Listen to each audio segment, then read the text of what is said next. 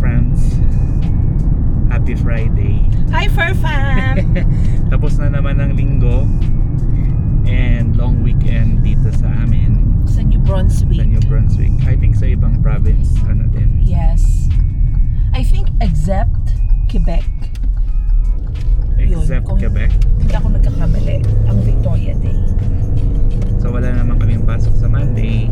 Nag-decide kami mag-grocery na ngayon sa Costco kasi pag weekend sigurado mas madaming tao. Sigurado mas madaming tao tomorrow And Sunday. and Sunday kasi close din si Costco sa Lunes.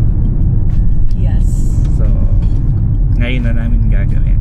And tama rin, wala na rin kaming supplies eh. Wala na kaming ebon. Wala nang itlog. Wala na kaming bread. Wala na rin kaming liki-liki ng mga anak namin. Charot. Pero dami. Dami pa nila, nag-order ka pa lang sa Amazon. Yes. Amazon yun, no? Hoy, ito yung mga papasok siguro ng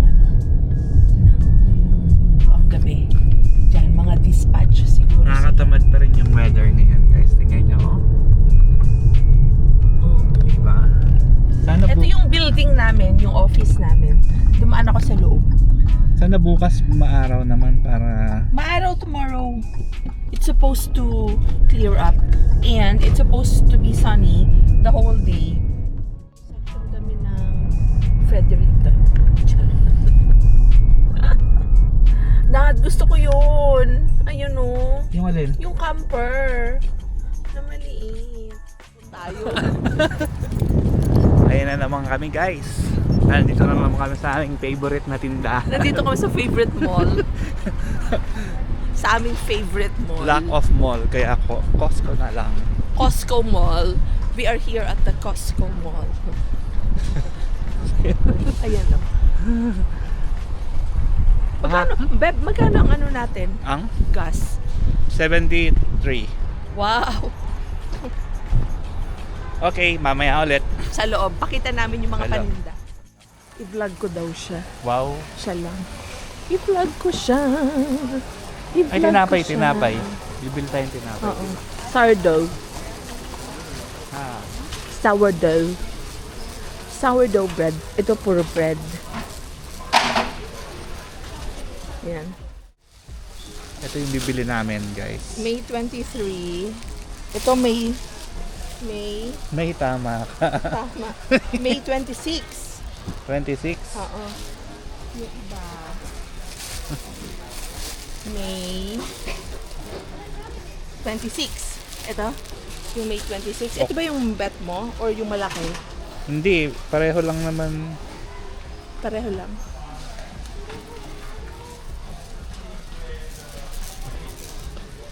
Little. Uy, yung little potatoes na kasi.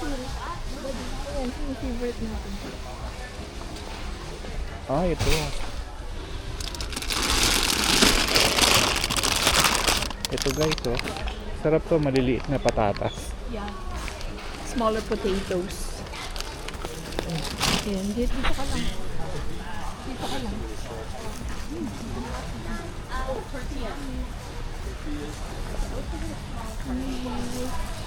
May kimchi pa ako. Yun ang Nasaan muna. yung isang tinapay? Kasi parang madaling mag-expire yung isa. Wala dito? Ayun. Saan? Ayun, yun. Pero masarap yun. Tingnan natin. Pero Pwede- pwede naman siyang ilagay sa freezer. Pwede naman nating bilhin din. Ito. Magkano siya? Yung blue ba o yung yellow? Yung sourdough, 5.99. Ace.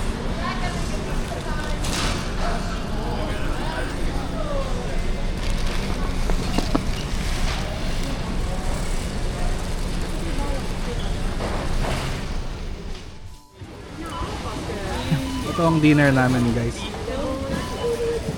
Costco dinner. Ano to? Costco rolls. Tapos ito. Mas mura to kaysa kakain ka sa resto. Kaya nga. Daming tao, guys.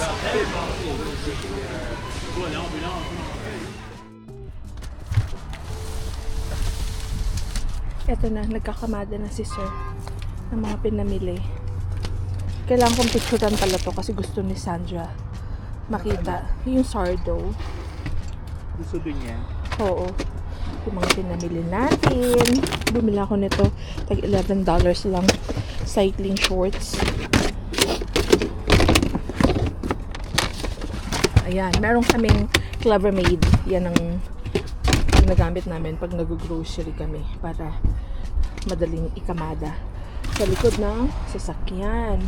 So, nag-stock kami ng pork. Tapos, i-ano ko rin yan. I-slice, ipo-portion out natin. So that, madaling Kenya. Hindi ako nalang picturean yung sourdough. Sige. And of course, 2 trays ng eggies. Ng ebon. Ng ebon. Bigat naman yan, Daddy. Hindi. Sakto lang yan. Ano yun doon sa loob? Ha? Mga gulay. Karne. Karne. Karne yun. Hindi yan nandyan. Ano ilalagay mo? Ito mga to. Okay. So, ang damage namin today is almost $500. So, nagpagas kami. $73 yung gas, no? Yes. 73 and 300. Magkano yung grocery? 342. 342 plus 73. So, nasa 450 and change. Yan. Ito Ang lang natin ito. damage. Kenny. Pagkain. Wow! Para at least hindi siya mabalbog. Hindi maano. Ayan, so this is going to last us for until end forever. Until end of the month naman yan na pagkain and more. May mga ano pa tayo. Yung mga produce, mga mixed veggies, mga ganon, sa ano na lang yon sa superstore. Tsaka marami pa tayong stock. Okay. Ayun. Tapos na siya. Magbabalik siya dun. Ito ang Costco namin. Ayun. This is our Costco. Past 8 na. Tapos na naman. Tapos na naman ang gastos. So, 342 plus 70 plus 73? 73. 73 and change. Yes. Ang gas, mahal na ang gas. Pero yung gas naman namin, yung almost $100 namin, tumatagal ng 1 buwan na halos. Yung full tank namin, almost 1 month.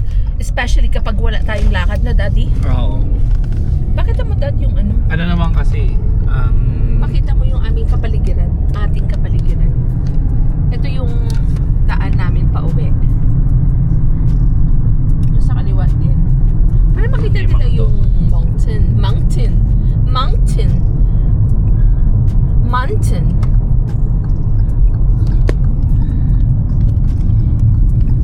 Ganito lang buhay namin sa probinsya. Naka 8 years na kami dito, so okay na kami. Gusto na namin lumipat ng Mississauga dahil nandun yung tita namin. So excited na din siyang lumipat kami. excited na rin siyang kami yung kasama niya doon. Excited na rin siya kami yung kasama niya. Kasi syempre iba talaga pagka kapamilya mo yung kasama mo. Grabe, ang tagal na nga ni tita doon eh. Since 1997 ba si tita? 97 ba? 97. 99? 91 yata. Oh, nasa ano 'di ba ni tita 'yan? Landing something. Nandun sa Nasa email natin 'yan. Landing page. Natatandaan ko pumunta siya doon parang Dati yung daan ng pakita mo. high school yata ako noon eh. High school or college ka na? High school pa lang ako. High school? Oo. Dati masyado mahaba yung ano mo, stick mo ba? Hindi na mo nahirapan. Hindi kaya. So, pauwi na kami. So, puro so. So, pauwi na kami. So, Parang ano lang yan. Ano. Yung ano mo, di ba? Hindi pa inano? Yung bahay namin is about mga 15 minutes or less, from Costco. Parang gano'n. Mga Oo. 15. Mabilis lang kasi nag-highway din kami. Ayun na nga, mga fur fam. Ang balak namin, lumipat ng Ontario by next year. Siyempre, ila-line up muna namin ang mga trabaho. Siyempre. Especially sa kanya, kay James. Kasi, ideally, within the same company niya, gustong lumipat. And nandoon yung kanilang head office sa Toronto. Toronto! Yung TD head office, nasa Toronto. Tapos ako, stay at home Hindi mo na wife. daw siya magtatrabaho pagka nakalipat ka. Pag nakalipat kami ng Ontario, hindi mo na ako mag-work ng isang taon. Mag-gap year ako, mga besh. Kasi pangarap ko yan, mag-gap year. Dahil mula nung college pa lang ako, nagtatrabaho na ako, nagpa-part-time na ako. Diretso na hanggang sa mag-abroad, magpunta dito sa Canada. So, puro trabaho. At 42, I'm turning 43 this year. Gusto ko ma-experience yung gap year na tinatawag. Ako ba, pwede rin ako mag-gap year? Huwag ka na, daddy. Unfair sa asawa. Ba't ako hindi pwedeng mag-gap year? Dati pag nag-gap year ka, pagbalik mo, wala ka ng trabaho. Wala ka ng trabaho sa TD. Maganda na kasi yung pwesto niya sa TD. Team lead na si sir. So, kumbaga, tsaka sabi ko sa kanya, 10 years na lang, magre-retire na kami from full-time corporate work. So, yun yung target namin. So, by the time na puro so na naman. By the time na by the time na ang goal namin is to retire in our 50s. Para naman habang malakas pa yung tuhod, makapag-travel pa and everything. And you know what? You just never know. Diba? So, yun na naman. So, Talaga. kailangan. Kaya daddy, huwag ka na mag-gap year. Magtrabaho ko na lang for the next 8 to 10 years. And then, pag nag-retire tayo, gap years pa more. Hindi ka na talaga mag-work nun. Hindi na. Kapag ka nag-retire ka, dapat huwag ka nang mag-work. Ano na lang kami? Mag-vlog na lang kami. Parang ganito. Sasama namin kayo sa aming journey hanggang mag-retire. Para malaman nyo kung ano yung what retirement looks like, or kahit yung ano lang day to day, what day to day looks like for a married couple na walang mga anak by choice and may dalawang fur babies, may dalawang makukulit na butiki na kitties.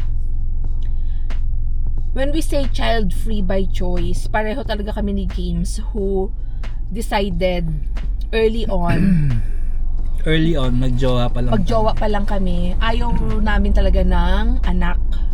It's not because we hate kids. I love kids. Especially my nephews and my nieces. My gosh, sobrang spoiled kay Mama An-An at kay Tito James. It's just that personal choice namin ni James to not have kids. And ano naman yan, to each his or her own, di ba? Ganun lang yun. Ganun lang talaga yun. May mga tao talaga na nag-choose ng different path. Hindi lang talaga minsan sanay din ng mga tao because it's very unconventional, di ba? Especially sa ating mga Asians, sa ating mga Filipinos, where having kids is expected of us. Alam mo yun. But anyway, meron kaming vlog ni James about dyan. Why we chose to be child-free. Pwede natin i-link dito sa video. Oo. Yung ano niya. Para mabalikan nyo yung story namin, yung why namin. Kung bakit child-free kami. We do not call ourselves childless because it parang negative siya. Parang less. Alam mo yun. We love kids again. Ang dami naming mga ka-Berks na may mga anak na lumaki na in front of our eyes. Alam mo yun. We are the cool aunt and uncle. Tito and Tita. Kami ang Tito and Tita. And sobrang nag-enjoy ako sa life namin bilang mga tito at tita. Ang sarap kasi pag makukulit na sila, balik na sila sa mga magulang. Ayaw na mag-alaga. Parang sa Cebu, nung nag-alaga ako kay Hulo, pag umiyak na yung pamangkin ko, anak ni Buding, ng bunso namin, balik ko na siya sa mami niya, kay Buding. O Buding, sa'yo na to. Tapos, nakita ko rin yung isa naming pamangkin, yung bagong pamangkin, si Kisha, anak ni Kisses. Ayun, ang kulit din. Taba-taba. Ako excited na rin ako makalaro yun. Ayun ang office nila. Yan yung office namin. Diyan ako nagtatrabaho sa Irving Group of Family. Malapit lang kami. Malapit lang yung bahay namin. Irving Group of Family. Irving Group of Companies. Group of family. Ilang pamilya yun. Sa Irving Group of Companies. Specifically, Cavendish Farms. So, yung mga french fries nyo dyan, mga frozen potato products na nakikita nyo sa superstore, sa Walmart, Sobeys. Tingnan nyo guys. Loblaws. Wala masyadong sasakyan. This is Greater Mountain Area for you. Pagka ganitong alas 8, mag-alas 8:30 na. Alas 8 na pero maliwanag. Oo. Ano daddy? Hindi Past pala. 8 na? 8. Mag 8:30 na. Mag 8:30 na pala. So, Ayun. Ayun, dad, pakita mo yung neighborhood natin. Sawa na sila sa face natin dalawa. sawa na sila din sa neighborhood natin. Hindi wag kayong masawa sa neighborhood namin. Kasi pag lumipat tayo ng Ontario, hindi na natin makikita to. Kaya din kami nilipat ng Ontario dahil gusto namin ng mas malapit kami sa Philippines. So that Mas madali umuwi, no? Oo. And also like the ease of travel from there. Like kahit na hindi pa uwi ng Philippines ba? Kahit pa uwi ng papunta ng ibang bansa. Kasi dito sa barrio namin may domestic flights pa and napakamahal. Napakamahal ba? Malaki yung difference kasi pagka Nasa 800 minimum agad per person, Per person, round no? trip. Ang difference. kasi pupunta pa kami ng ng Ontario ng Toronto or ng Montreal. bago makauwi ng Pilipinas. Tapos Dati tadaan tayo ng postbox. sige. Gusto kong dumaan ng mailbox. Sure. Ito yung mailbox namin. Malapit Lugar lang. natin. Ayun. Ito yung lugar namin. Ito yung mga kabahayan. Ano kaya inararo natin yung mailbox. At yan, ang aming mailbox. Ito yung aming neighborhood. Ayan si James. Mag-check na.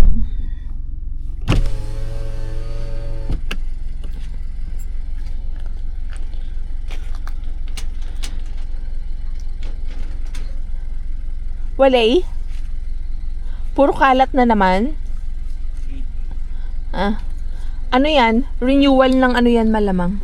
Malapit na kami sa bahay. Malamang renewal yan, daddy, ng insurance, car insurance na naman siguro yan. See ya shortly.